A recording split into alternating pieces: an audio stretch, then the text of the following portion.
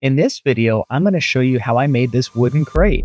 The great thing about this project is that you can customize it to fit your needs. For me, I noticed our bread holder thing doesn't quite fit a loaf of bread in it and would actually bend it.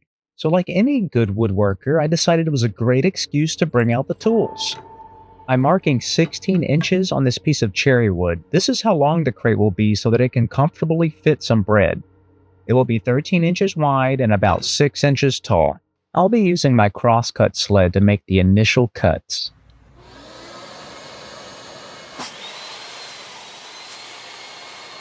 Next, I'm using my trusty jig to ensure the sides are straight and parallel.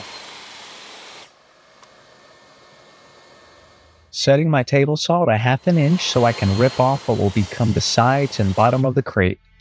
I've got 13 strips at 1/2 inch and also a 1x1 strip that will hold everything together. Next, I'm measuring out 13 inches to cut the end strips.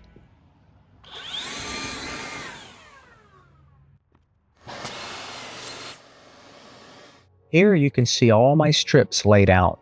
There are 13 strips cut at 16 inches long that will go on the bottom and the sides. There are 6 strips cut at 13 inches that will go on the ends. For the 1x1 piece, I'm marking 6 inches so that I can cut 2 pieces off. I'll then cut those pieces at a diagonal, which will make 4 pieces that will end up holding the strips together.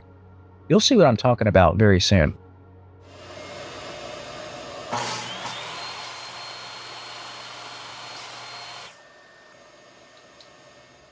Let's set the table saw to 45 degrees.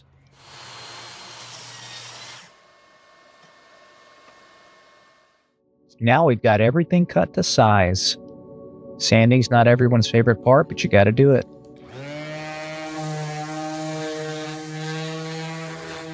I decided to pop the grain before I put it all together.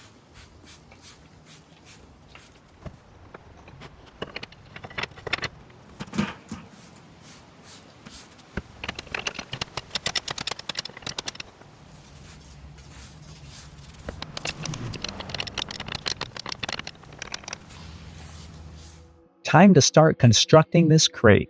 I decided to start at the bottom. Here I'm just laying everything out evenly before I actually start connecting it. I'm starting at the corners and then I'll move to the rest.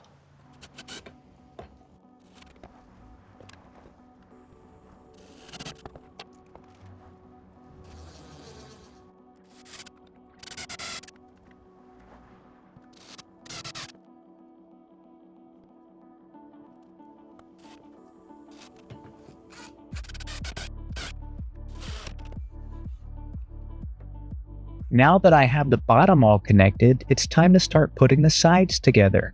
I'll be using the 1x1 pieces that I cut diagonally to connect everything. I'm using my clamps to hold it together since I only have a couple hands.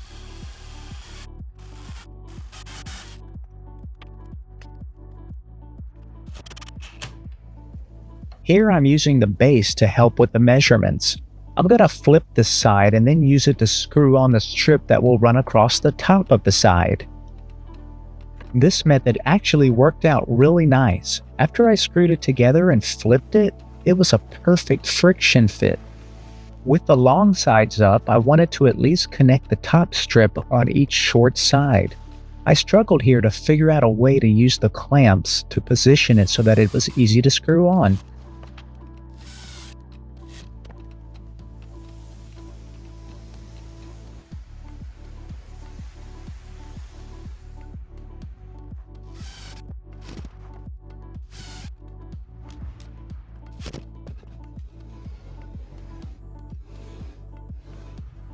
One of the last steps is to sand the countersink holes, just to clean the entire thing up a bit.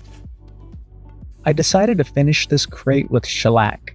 I felt like it would just be easier to spray it down rather than put a bunch of coats of another type with a rag or use my go-to Odie's oil that would have just taken forever. We'll see how this turns out. I've got to say, I'm very happy with how this turned out, especially since this was my first ever attempt at making a wooden crate. It accomplished my one goal, and that was to store bread in such a way that doesn't bend it. Thanks so much for watching my video. I hope to see your comments below and in my future ones. Stay safe this holiday season.